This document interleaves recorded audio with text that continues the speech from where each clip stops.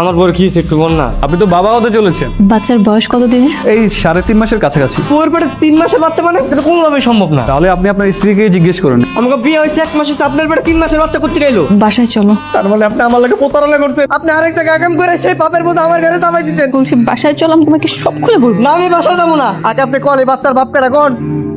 এত বড় বাড়ির মায়ের লাগে তোর বিয়া? তোর তো এটা রাজকপাল। তুই কি ভাবছো যে এই বাড়ির মালিকের মাইয়ের আমি বিয়ে করবো?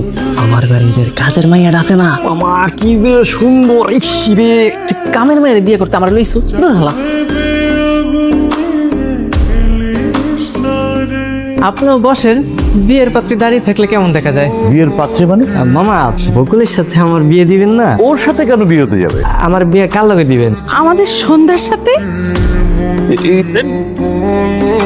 কই জাহান নামে শালা এমন মুহূর্তে কি অজ্ঞান হয়? অজ্ঞান ওরা টাইম পাস নাই। তুই বিয়েটা হয়েছি তো তারপর অজ্ঞান কি? গেছিলাম তুই বাড়ির কাজের মেয়ের বিয়ে করতে, কাজের মেয়ের পরিবর্তে যে মালিকের মেয়ের বিয়ে করে দিবে এটা তো আর বুঝতে পারিনি মামা। এত বড় লোন আমি সামলাইতে পারি নাই। আপনি যারে বিয়ে করতেছেন তারে করবেন, আরেকজনকে করা দরকার কি? তাই করতে এলো তাই নিয়ে আসিল।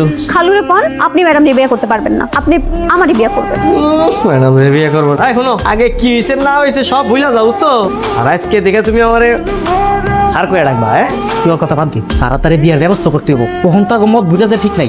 আপনি না একটা বেইমান, আপনি আমার মনটা ভাঙ্গা দিচ্ছেন। দেখবেন আপনার কোনোদিনও শান্তি হবে না। আপনি এভাবে কাঁপছেন কেন? আমি এত সুন্দর একটা বউ পাবো আমি না জীবনে কল্পনা করিনি, মানে ভাবিও নাই।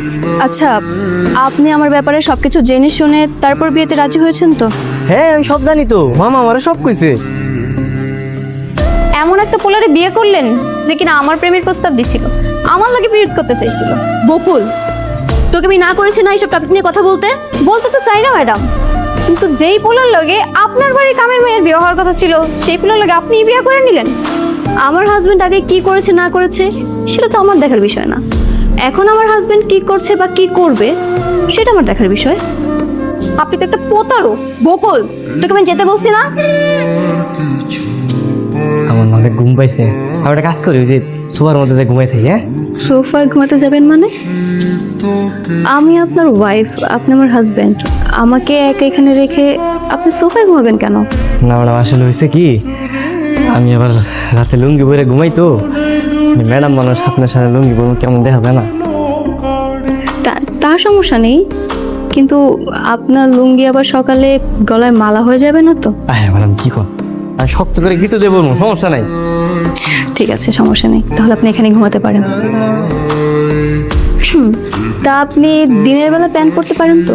হ্যাঁ না, মানে আপনাকে কিন্তু আমার সাথে অফিসে যেতে হবে, ওইখানে কিন্তু লুঙ্গি পরা যাবে না, প্যান্ট পরতে হবে। কি কর ম্যাডাম, অফিসে যাইতে দেবো? হ্যাঁ, যেহেতু আমি ছাড়া আমার কোনো ভাই বোন নেই, এখন যেহেতু আপনি আমার হাজবেন্ড, সো আপনাকে তো সব কিছু দেখাশোনা করতে হবে, তাই না? ম্যাডাম কি সব কথাবার্তা কইতেছেন, আমার তো আবার মাথা ঘুরাইতেছে। কি হয়েছে? আরে কি হয়েছে? উঠুন, চলুন তাহলে। ম্যাডাম আমার না আসলে একটু ভয় ভয় লাগতেছে বুঝছেন। আসলে আমি কাজ কাম তেমন একটা পারি না তো। আপনার অফিসে গেলে পরে যদি আমার আবার বাইট টের করে দেয়।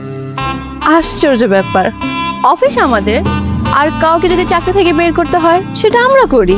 হায় হায়, অফিসও আমার বউ আমার, তাহলে তো আমার কোনো চিন্তাই নাই। সেটাই, আপনার যা ইচ্ছে আপনি করতে পারবেন, নো টেনশন। আচ্ছা ঠিক আছে। ও স্যার, জি বলেন। আপনার একটা সিগনেচার লাগবে স্যার। সাইন? কিসের সাইন? হ্যাঁ ওই যে প্রজেক্টটা তো ফাইনাল হয়ে গেছে স্যার, ওখানে আপনার সিগনেচার লাগবে। মানে সাইন কি করতেই হবে? জি স্যার। তাই না? স্যার এটা কি করলেন স্যার? আপনি তো টিপসই দিয়ে স্ট্যাম্পটাই নষ্ট করে ফেললেন স্যার। নষ্ট হবে কেন? নষ্ট হওয়ার তো কিছু নাই, তাই না?